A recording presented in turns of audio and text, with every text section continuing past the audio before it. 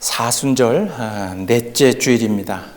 우리가 계속해서 지금 사순절 첫째 주일부터요, 예수 그리스도와 그리고 너무도 당연하지만 그 십자가를 묵상해 오고 있습니다. 그래서 오늘 이 네 번째 사순절 네 번째 이 주일에는 요한복음 19장과 마가복음 15장을 통해서 제가 여러분과 함께 나누고자 하는 말씀의 제목을 예수와 십자가 앞에 두 마음이라는 제목으로 오늘 말씀을 함께 나누겠습니다.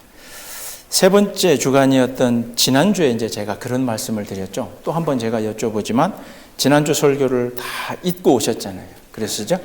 네, 그 잊으시는 게 은혜예요. 그래야 늘 목사가 할 때마다 새롭잖아요. 저런 말씀을 하셨나. 지난주에 제가 그런 말씀을 드렸죠. 예수 그리스도가 자연의 질서를 움직일 수 있을 만큼의 능력, 파도를 꾸짖으시고 또 죽었던 이들을 살려내실.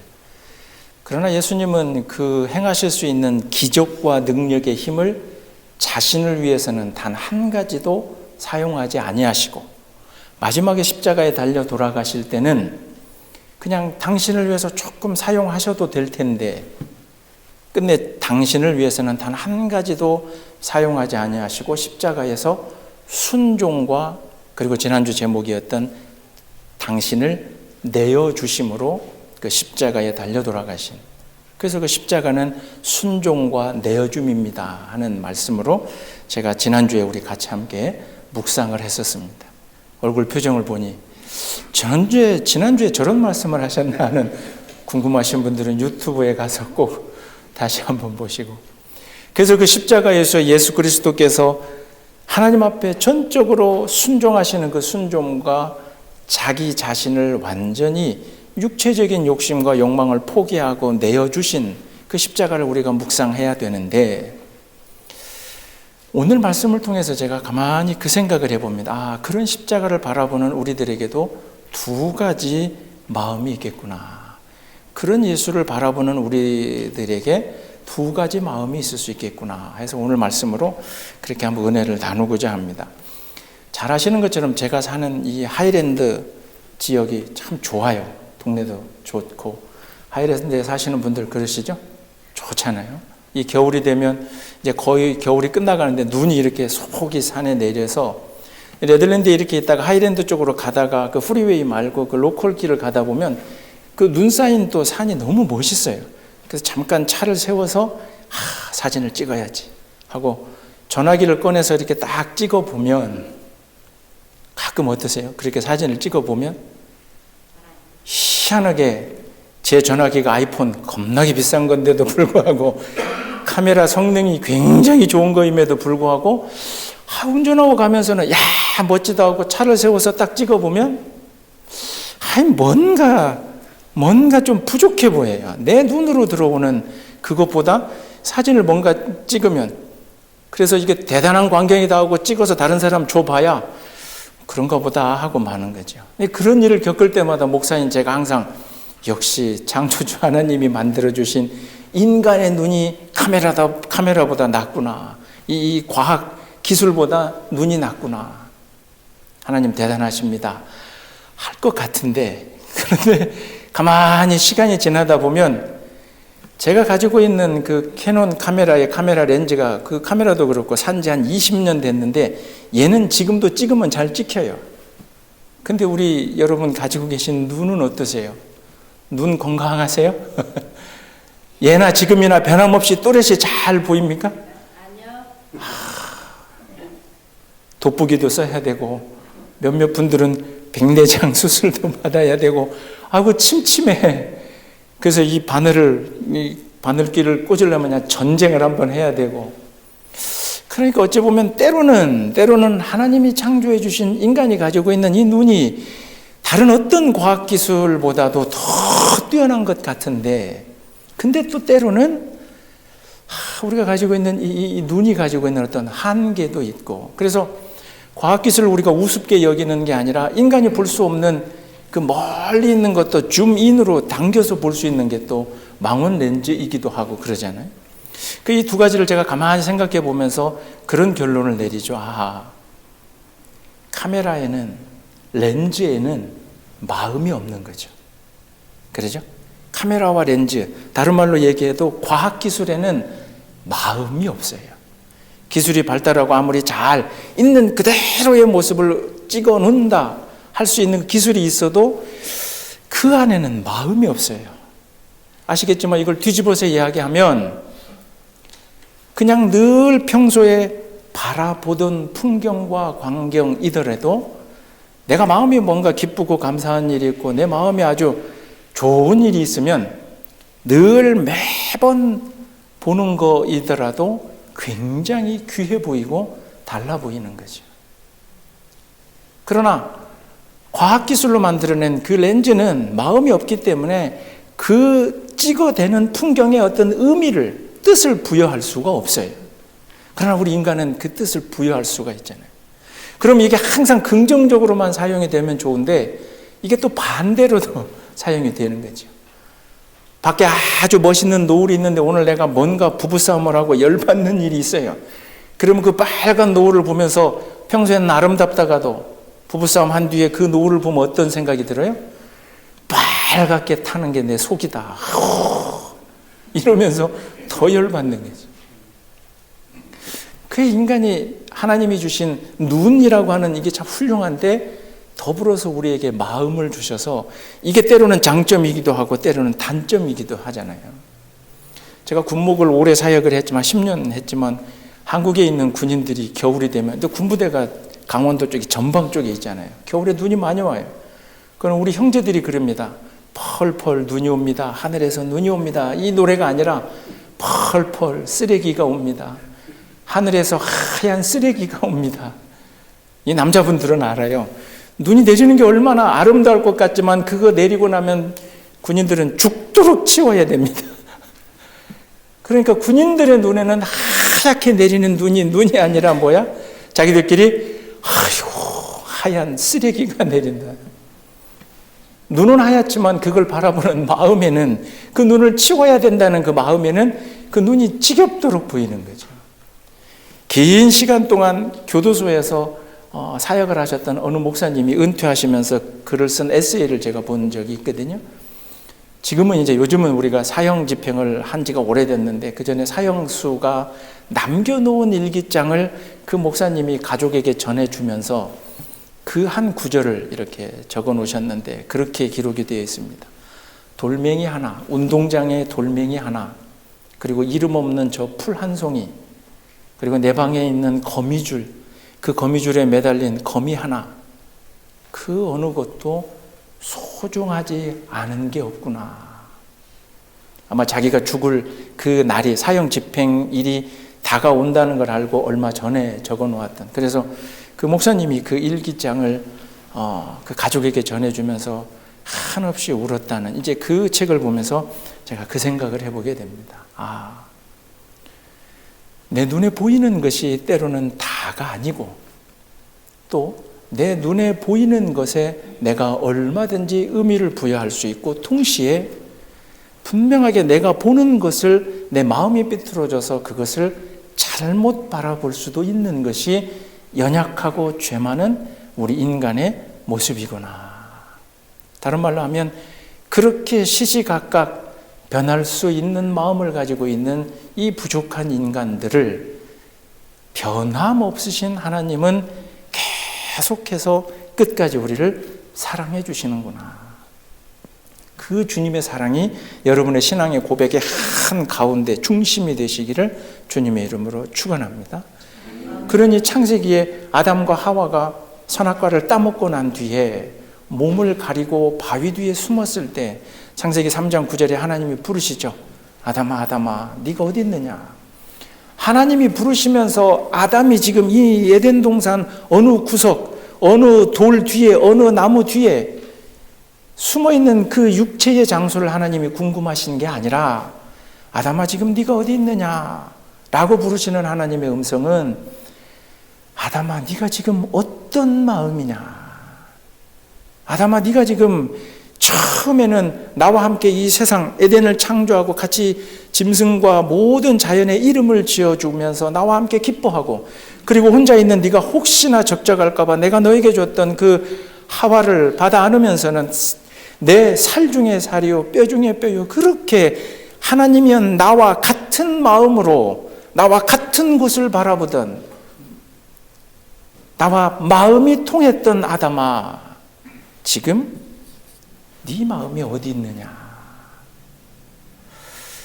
그렇게 하나님이 아담의 마음을 찾으시듯이 오늘 여러분들에게 이 예배를 드리기 위해서 양우리교회에 와 계신 여러분들에게 하나님이 아마 여러분 귓가에 그렇게 부르실 겁니다. 사랑하는 아들과 딸아, 네 마음이 어디 있느냐. 양우리교회에 와 있습니다. 그래, 몸은 와 있는데, 몸은 예배 자리에 있는데 네 마음이 나와 같은 방향이냐. 네 마음이 나와 같은 곳을 바라보고 있느냐. 여러분 귓가에서 하나님이 지금도 여러분을 부르시는 줄로 믿습니다. 제가 그 생각을 하면서 오늘 말씀 두 곳을 선택을 했습니다. 첫 번째 요한복음 19장에서 똑같은 예수를 바라보지만 전혀 다른 마음으로 바라보는 두 부류를 제가 오늘 이 말씀으로 나누고자 합니다. 요한복음 19장에 예수를 잡아왔습니다. 예수를 잡아온 사람들이 같은 종족인 유대인 종교 지도자들, 그 가운데서도 대제사장들, 이 대제사장은 아시겠지만 모든 이스라엘 백성들의 죄를 대신 하나님 앞에 사죄하며 제사를 1년에 한 번씩 드리는, 그냥 일반 제사장보다는 더 어찌 보면 한 단계 위인 아주 대단한 종교적인 권력을 가지고 있는 이 대제사장들과 종교 지도자들이 예수를 잡아다가 그 예수를 지금 로마에서 파견받은 빌라도 총독에게 넘겨주는 장면이 요한복음 19장입니다. 이 예수를 로마에서 파견된 빌라도 총독에게 넘기면서 이들이 소리 지릅니다. 이 예수를 없애주소서, 죽여주소서. 그렇게 막 빌라도 총독에게 소리를 지릅니다. 근데 이 빌라도 총독은 가만히 보니 많은 예수를 따르던 유대인들은 그가 유대인의 왕이라고 하는 사람도 있고 이런 얘기를 듣고 빌라도 총독은 속된 표현으로 자기 손에 피를 묻히고 싶지 않아요. 그래서 살짝 이렇게 그 종교 지도자들에게 이야기를 합니다. 아니, 내가 들어보니 이 사람 주변에 있는 다른 사람이 이 사람 보고 유대인의 왕이라고도 하는 것 같고 또 이가 스스로 하나님의 아들이라고 하는 것 같은데 내가 정말 이 유대인들의 왕이라고도 불리는 이 예수를 내가 죽여도 되느냐. 내가 어찌 이 예수를 죽이느냐. 빌라도 총독이 발을 한번 뺍니다. 그때 오늘 15절에 있는 것처럼 대제사장들이 그렇게 이야기를 합니다. 우리에게는 로마 황제 가이사 이외에 우리에게는 왕이 없습니다. 자기들 눈앞에 있는 예수를 죽여야 되겠다는 마음으로 가득 차 있으니 이 종교 지도자들이었던 대제사장들이 뭐라 하냐면 우리를 식민 통치하고 있는 유대인들을 괴롭히고 있는 유대인들이 마음대로 하나님 앞에 혹이나 제사 드리는 이런 일들에게도 어떤 황제의 간섭을 받아야 되는 그 복잡한 상황임에도 불구하고 있는 지금 눈앞에 있는 예수를 죽여야 되겠다는 그 마음으로 가득 차니 이들이 입에서 나오는 이야기가 그겁니다. 우리에게는 로마 황제 가이사 이외에는 왕이 없습니다. 제가 늘 속된 표현이라고 표현하지만 정말 물불 안 가리는 지금 마음이죠. 우리 민족에게로 돌이켜보면 일제시대에 자신들의 어떤 영달과 평안함을 위해서 우리를 이렇게 와서 통치해 주시는 일본의 그 황제, 그 왕이 우리의 왕입니다. 독립군들을 때려잡기 위해서. 그것과 똑같은 모습인 거죠. 근데 이 대제사장들은 사실은 이러면 안 됩니다. 왜요?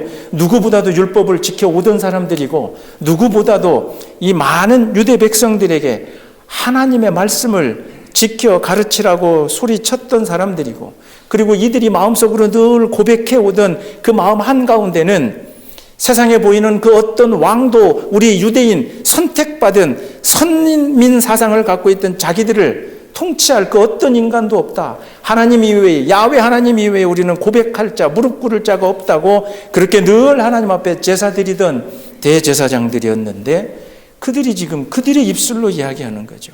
로마 황제 외에 우리에게 왕이 없습니다. 이들도 잘 알고 있고 기억하고 기념하고 있는 이사야 26장 13절에 이사야 선지자가 그렇게 말씀했던 것을 이 제사장들도 잘 알고 있었거든요.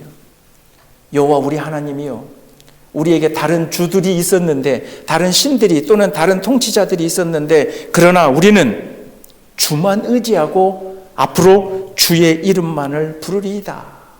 그 유대 민족의 전통을 가지고 있었던 사람들인데, 그런데 그들이 잘 지켜오던 율법을 지키겠다고 하면서 예수를 죽이기 위해서 자신들의 입으로 로마 황제가 자신들의 왕이라고, 즉 그 순간 예수를 죽여야 되겠다는 마음 때문에 하나님을 뒤로 옮겨놓고 하나님께서 보내주신다는 선지자의 그 모든 이야기들도 뒤로 옮겨놓고 자기들 입술로, 그 입술로 지금 범죄함을 저지르고 있는 거죠. 그리고 이들이 예수를 가장 미워했던 이유가 두 가지거든요. 하나는 예수가 자꾸 율법을 건드린다, 율법에 하지 말라는 짓을, 안식일에 자꾸 병자를 고치고 안식일에 자꾸 뭔가를 하고, 그리고 그 율법이 완벽한 게 아니다고 때로는 떠들고 다니고, 율법에도 없는데 자꾸 자기가 죄를 용서해 주고 다니고, 그것 때문에 예수를 죽여야 되겠다는 것과, 또 하나는 예수가 분명하게 눈앞에 있는 예루살렘 성전이 앞으로 허물어질 텐데 돌 위에 돌 하나 남지 않고 완전히 무너질 것이라고. 그래서 이 대제사장들의 마음에는 저게 감히 율법에 도전을 해? 그리고 하나님께 제사 드리는 이 예루살렘 성전을 지가 무너뜨린다고 예언을 해? 용서할 수 없다. 이 두 가지를 가지고 예수를 죽이겠다고 결심을 했는데, 오늘 우리는 시간이 지나서 예수가 누구고, 그가 십자가에서, 그가 부활로 하나님의 참된 아들이었음을 알고 있으니 우리는 이 대제사장들의 이 상황이 얼마나 어리석은가를 우리는 알지만, 이 순간으로, 이 시대로 돌아가면 도대체 그렇게 그 입술로, 자기들의 입술로 로마 황제 외에는 우리에게 왕이 없습니다라고 하나님을 찬양했던 입술로 하나님 이외의 다른, 달리 표현하면 우상에 대해서 이야기하고 있는 그 대제사장들의 모습을 우리는 한번 진지하게 바라봐야 됩니다.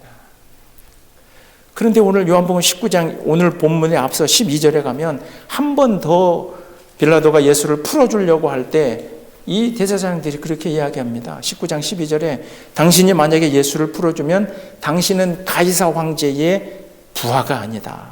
황제의 명령을 어기는 거다. 그러니 예수를 좀 제발 죽여달라. 눈이 완전히 멀었습니다. 대제사장들의 마음에 예수를 죽여야겠다는 그 마음 하나 때문에 자기들이 지금 바라보고 있는 일, 자기들이 지금까지 살아왔던 일, 자기들의 인생 전부 다를 지금 스스로 부정하고 있는 거죠. 근데 정확하게 이와 반대된 행동을 하시는 분이 마가복음 15장 39절에 로마의 백부장 군인이었습니다. 마가복음 15장에 예수님께서 이제 마지막 그 비참한 모습으로 온몸에 피를 흘리고 그 마지막에 신음하며 하나님을 부르짖던 그 모습 끝에 예수가 숨을 거두고 나니 마가복음 15장 39절에 그렇게 기록이 되어져 있습니다. 예수를 향하여 섰던 백부장이 그렇게 숨지심을 보고 이르되 이 사람은 진실로 하나님의 아들이다. 이 백부장은 100명의 부하를 거느린 대장을 백부장이라 그래요. 로마의 군인이었어요. 자기 부하들의 손에 의해서 예수를 죽였어요. 그리고 그 처절하게 십자가에서 죽어가는 그 모습에 그 비참한 몰골, 아마 이 백부장은 지금까지 들어왔을 겁니다.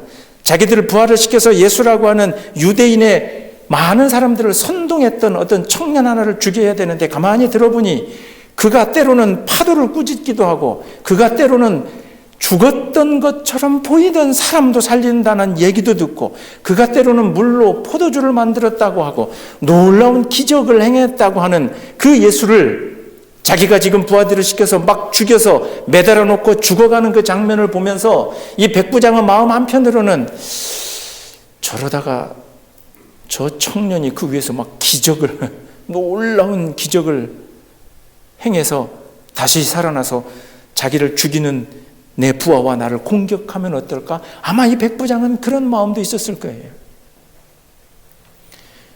그런데 마지막 숨이 끝나가는 그 순간까지, 예수가 완전히 죽는 그 순간까지 예수는 아무런 능력도 기적도 행하지 않고 그냥 비참한 처절한 모습으로 죽었잖아요.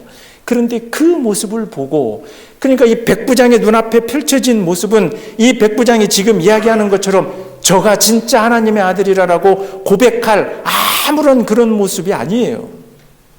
오히려 예수가 그 십자가 위에서 갑자기 힘과 능력을 발휘해서 벌떡 살아나셨다면, 바로 그 순간 십자가에서 뭔가 기적이 일어났다면, 그때서야 무릎 꿇고 이 백부장이 아이고 당신이 진짜 하나님의 아들입니다 라고 했다면 눈으로 보여진 그 모습 그대로를 보고 판단한 것이겠죠. 그러나 지금 이 백부장의 눈앞에서는 끝났어요. 뭐야, 대단한 능력이 있대더니 찌르는 창에 비명 지르고 피 질질 흘리고 뭐 아무것도 하지 못하고 그냥 다른 죄수들처럼 죽네? 끝났어요. 눈에 보인 건 그냥 아무것도 아니었어요. 그런데 그 순간 백부장이 이걸 소리쳐서 하진 않았겠죠. 주변에 다른 군인들이 있었으니까. 그런데 백부장이 조용히 그렇게 한쪽으로 이야기를 하는 거죠. 저가 진짜 하나님의 아들이구나. 뭘 봤을까요? 무슨 모습을 봤을까요? 눈에 비춰진 모습은 비참한 모습이지만 그 위에서 자기 능력을 자기를 위해서 행하지 않고 이 모든 고통과 이 모든 고난을 자기를 위해서가 아니라 곁에 있는 다른 사람들을 위해서 저렇게 죽어가는 그 모습에서 백부장은 마음으로 십자가를 읽어내버린 거죠. 백부장은 그의 마음으로 하나님을, 예수 그리스도가 십자가에 매달렸던 그 순간 이를 보내주신 하나님을 발견하고, 백부장은 그 순간 마음을 통해서 그곳에서 죽으신 예수가 메시아임을 진솔하게 고백하게 되더라는 거죠. 지난주 것도 기억하지 못하시는데 제가 12월 달 걸 말씀드리면 더 기억을 못하시겠지만, 그래서 제가 12월 17일 날 주일날 에베소서 1장을 가지고 1장 18절과 19절을 가지고 그런 말씀을 드렸죠. 마음의 눈으로 다시 바라봅니다. 그래서 에베소서 1장 18절에 보면 지혜와 계시의 영을 너희에게 주사 하나님을 알게 하시고 너희 마음의 눈을 밝히사 그의 부르심과 희망과 그 뒤에 것들이 뭔가를 다 알게끔. 즉 에베소 교인들을 향해서 바울이 간절히 원하는 건 하나님의 영이, 성령님이 여러분들의 마음의 눈을 좀 제발 밝혀주셔서 눈에 보이는 것이 전부 다가 아니고 때로는 보이는 것 그 뒤에 있는 것을 바라봐야 될 그 마음의 눈을 하나님이요 제발 이 에베소 교인들에게 마음의 눈을 밝혀줄 수 있도록 성령님이여 이들을 붙잡아 주시옵소서. 바울이 그렇게 기도하고 바울이 그렇게 간구했던 것이죠. 오늘 이 예배 가운데 참석하고 있는 저와 여러분의 마음의 눈이 한없이 밝아지시기를 주님의 이름으로 축원합니다. 육체의 눈은 나이가 들어가 때문에 감에 따라 돋보기도 써야 되고 안경도 써야 되고 침침해져 가는 것, 그거 가지고 우리가 불평하거나 원망할 것이 아니라 우리가 정말 두려워해야 되고 정말 불평해야 되고 정말 원망해야 될 것은 내 눈에 보여지는, 내 눈앞에 펼쳐지는 그 이면에 담겨있는 하나님의 뜻을 우리가 온전히 바라보지 못하게 될 때, 내가 왜 자꾸 이걸 이렇게 바라보나, 내가 왜 이걸 이렇게 생각하나, 그 어두워지는 내 마음을 성령님이여 밝혀주소서라고 우리가 원망해야 될 줄로 믿습니다. 차라리 눈에 보이는 것 그거 안 보여도요, 눈을 감고 마음으로 읽어지면 그것이 하나님의 뜻과 같은 방향이 되면 그것이 맞습니다. 그래서 제가 우리 크리스찬이 된다는 것, 우리가 신앙을 고백한다는 것, 우리가 예수를 믿고 예배를 드린다는 것, 찬양을 드린다는 것, 기도한다는 것은 다른 것이 아니에요. 내가 가지고 있는 내 마음이 하나님과 같을 수는 없어요. 결코 같을 수는 없어요. 그러나 내 마음이 하나님과 같은 방향을 바라보고 있는 마음이 될 때, 내 마음이 예수 그리스도가 바라본 것과 같은 방향의 마음이 될 때, 내 마음이 주님께서 매달렸던 저 십자가에 담겨져 있는 놀라운 사랑과 같은 방향으로 내 마음이 방향 지워지고, 그리고 내 마음이 떠나신 예수 그리스도가 성령을 통해서 이 땅에 세워주신 교회들과 같은 방향으로 내 마음이 되어져 갈 때, 그때 어찌 우리 입에서 찬양이 나오지 않을 수 있겠느냐 하는 거죠. 그렇게 같은 방향이 될 때 내 입에서 나오는 게 찬양이요, 하나님과 같은 방향의 마음을 가지면서 드리는 게 나의 기도요, 하나님과 같은 방향의 마음을 가진 사람들이 함께 모여 있는 곳이 예배요, 그리고 교회요, 믿음의 공동체요, 성도들이요, 공동체가 되더라라고 하는 거죠. 그러니 대단히 죄송하지만 눈에 보였으니 이 자리에 와 계시니 우리가 같은 양우리 교회의 성도들이다라고 겉으로는 이야기할 수 있지만, 진실로 십자가를 같은 모습으로 오늘 백부장이 이야기했던 그 조용히 고백하던 그 고백과 같으려면 저와 여러분의 마음이, 그리고 여러분과 여러분 간의 마음이 그저 인간적인 친교와 단합과 그런 마음이 아니라 이 자리로 여러분을 불러주신 그 하나님과 같은 마음이 될 때, 그때 이 예배가 참된 예배가 될 줄로 믿습니다. 그런 마음이 될 때 이 교회가 양우리 교회, 양이 함께 모여서 보호받고 안전한 울타리 안에서 같이 풀을 뜯고 무럭무럭 성장해 나가는 교회는 그 양을 치는 목동과 같은 마음일 때, 양과 양들이 서로 같은 마음일 때, 그때 한 마음이 될 줄로 믿습니다. 목요일마다 우리가 사도행전을 묵상하고 있잖아요. 우리가 늘 이야기합니다. 하나님, 교회가 초대교회의 모습이 되게 해주세요. 하나님, 우리가 예배드리는 이 신앙공동체가 초대교회의 그 신앙공동체의 모습이 되게 해주세요. 그러면서 우리가 사도행전 2장과 4장의 초대교회의 모습들을 이야기를 늘 하잖아요. 그러나 그때도 그랬고 지금도 그렇고, 제가 보기에는 주님이 다시 오시기 전에는 다시 그런 일이 일어날까 싶을 정도로 네 것 내 것 없이 서로 물건을 나누고 통용하고 함께 모여 기쁘고 흩어져 각자의 삶의 자리에서도 기쁜 마음으로 하나님을 찬양하니 주변의 모든 사람들이 칭찬하더라라고 하는 그 놀라운 초대교회의 모습에 비밀이 하나 있는 거죠. 사도행전 2장 46절에 날마다 마음을 같이 하여 함께 모였다 그래요. 그리고 사도행전 4장 32절에 믿는 무리가 한 마음과 한 뜻이 되어 자기 것을 내놓고 서로 네 것 내 것 없이 다 물건을 통용하고 하더라 하는 거죠. 그 초대교회가 되어져가는 그 모습에 그들이 거룩한 자들이 되어서 물건을 나누더라 이런 게 아니에요. 이미 성령님이 그들의 마음의 눈을 밝혀서 자기의 주머니에 있는 것이 더 이상 나를 위한 것이 아니다라고 하는, 즉 세상 사람들은 물질을 보며 눈으로 바라보면 이건 나를 위해서 써야 되는 게 물질이죠. 그러나 성령님이 붙잡아 주셔서 그들의 마음의 눈을 밝혀 놓으니 그들 앞에 있는 물건이, 재물이, 땅이, 모든 것이 내 것이 아니라 이건 내가 나눠줘야 될 것이다. 똑같은 물질을 받지만 그걸 달리 바라보니 그 일이 가능했던 거죠. 그리고 그런 모습을 그 누구도 옆에서 질투하거나 비난하지 아니했으니 모두가 함께 그런 놀라운 공동체를 만들어낼 수 있지 않았나. 저는 한편으로는 그 부분을 더 중요하게 바라봅니다. 마음이 같아지시는, 같은 방향을 바라보시는 저와 여러분이 되시기를 주님의 이름으로 축원합니다.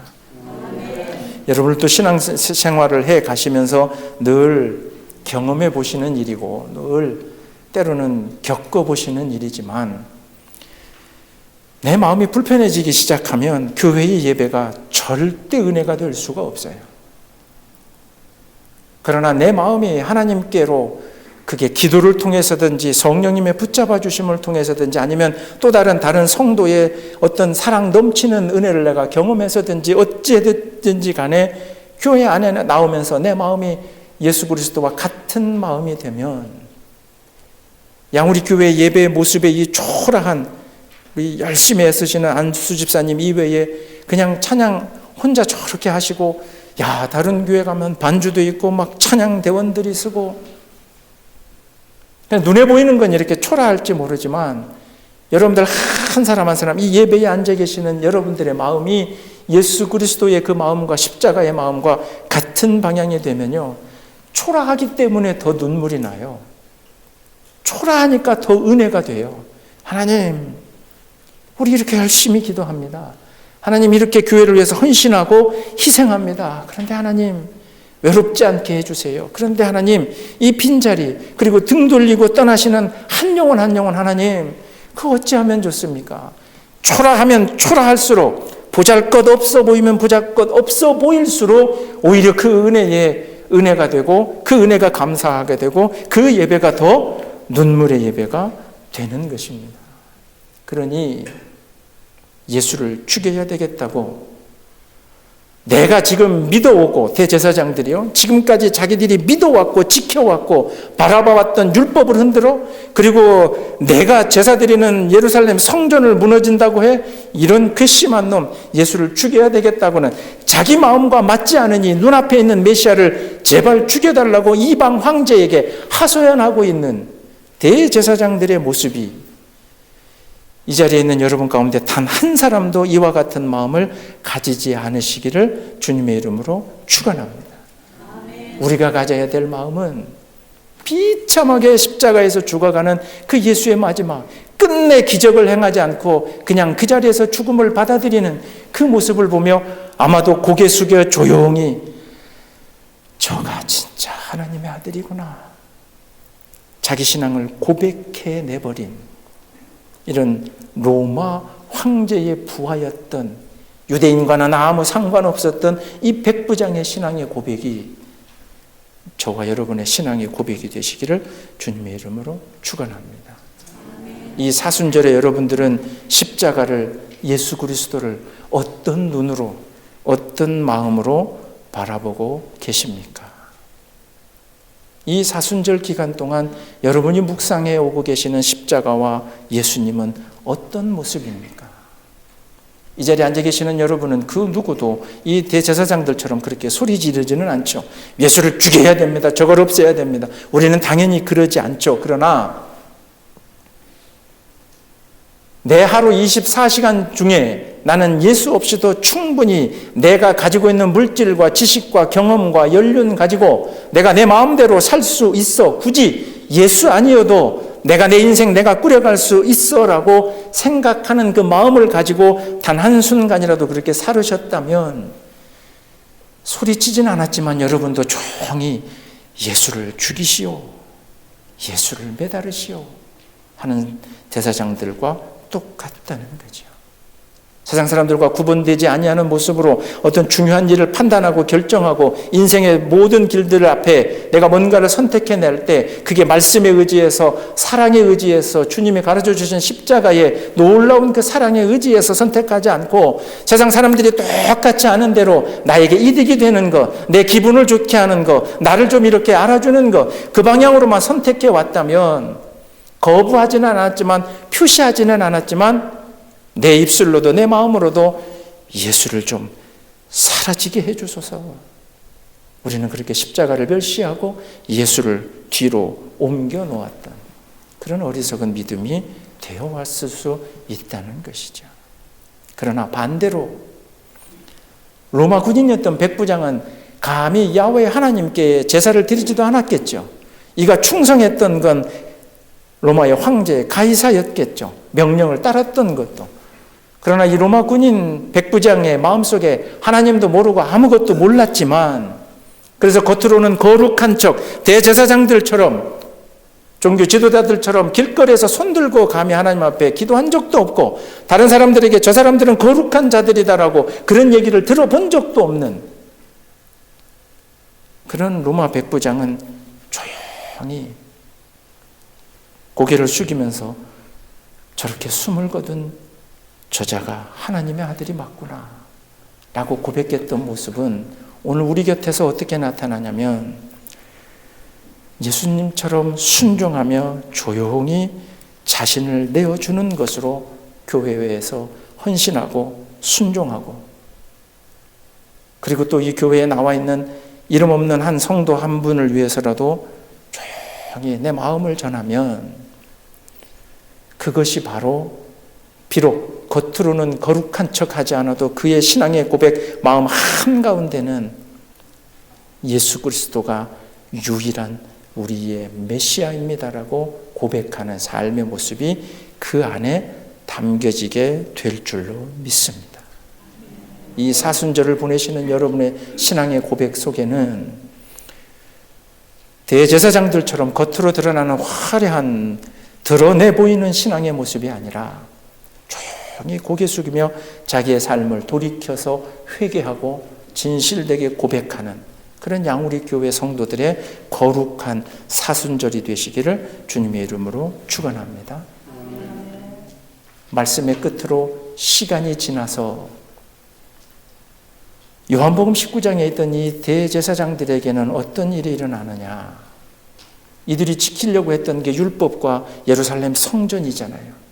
그러나 이 대제사장들이 그렇게 지키려고 했던 예루살렘 성전은 그때로부터 약 40년 뒤에 로마 황제가 파견한 티투스라고 하는 로마 군인에 의해서 이 대제사장들이 그토록 거룩히 여기던 예루살렘 성전은 AD 70년에 완전히 박살나고 파괴돼서 예수님 말씀처럼 돌 위에 돌 하나 남지 않고 싸그리 없어져 버립니다.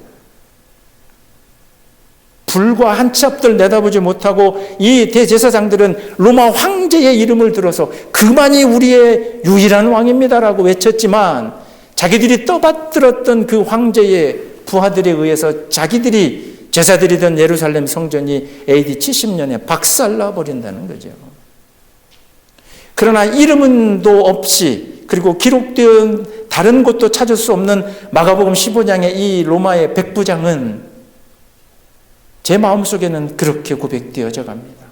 아마 그 후에 로마에 세워지게 되는 그 교회 어느 한편에서 드러내놓고 자기가 로마의 군인이니까 드러내놓고 예수를 메시아로 고백하지는 못하겠지만 그러나 이 로마 백부장은 일평생을 마지막까지도 아마 조용히 한 곳에서 그가 내 부하들이 죽인 예수가 그가 유일한 구원자요 메시아구나 아마 그렇게 고백하면서 살아갔을 것이라고 저는 믿고 싶고 그렇게 여러분들에게 말씀드리고 싶습니다. 사랑하는 성도 여러분, 내 마음을 통해서 보이는 것을 내 마음대로 해석하다 보면 내 마음이 간절히 지키고 바라기를 원했던 그것을 하나님은 과감없이 뺏어가 버립니다. 그러나 내 눈앞에 보이는 것이 비록 초라하고 보잘것없고 어리석어 보일지라도 그러나 그 안에 담겨있는 예수 그리스도의 십자가의 사랑처럼 놀라운 것으로 의미를 부여하며 귀하게 해석하는 자에게는 세상이 줄 수 없는 그 축복을 하나님께서 주신다는 게 십자가와 그리고 교회 역사에 살아있는 증거인 줄로 믿습니다. 오늘 여러분들 눈앞에 펼쳐지는 모든 신앙생활의 그 과정 속에서 예수를 바라보고 십자가를 바라보는 여러분들의 그 마음이 앞서 말씀드린 이 두 마음 가운데 제발 간곡히 그리고 간구하며 기도드리지만 바울이 얘기한 것처럼 마음의 눈이 밝아져서 처참한 십자가 위에서 화려한 하나님의 그 사랑과 능력을 바라볼 수 있기를 주님의 이름으로 축원합니다. 그런 신앙 고백으로 이 남겨져 있는 사순절의 기간을 온전히 보낼 때에 3월 마지막 주에 올 이 부활주일에 여러분의 마음이 완전히 새롭게 거듭나는 그런 커다란 축복과 은혜가 있을 줄 믿고 저와 여러분이 같은 마음, 같은 것을 바라보며 같은 방향으로 예수 그리스도만을 향하는 그런 교회가 되기를 주님의 이름으로 축원합니다. 기도하겠습니다. 주님 감사합니다. 육체의 눈으로 바라볼 것을 마음으로 왜곡하여 바라보지 않게 하여 주셨고 또한 마음으로 바라봐야 될 것을 눈으로 보이는 육체의 눈으로 판단하지 않게 하여 주시옵고 십자가를 바라보며 예수를 바라보며 그 위에 하나님의 사랑이 있었음을 겸손히 고백하고 깨닫는 양우리 교회 성도들이 되게 하여 주실 줄 믿으며 이 모든 말씀 십자가 위에서 끝까지 우리를 사랑하여 주신 우리 주 예수 그리스도를 받들어 감사하며 기도드리옵나이다. 아멘.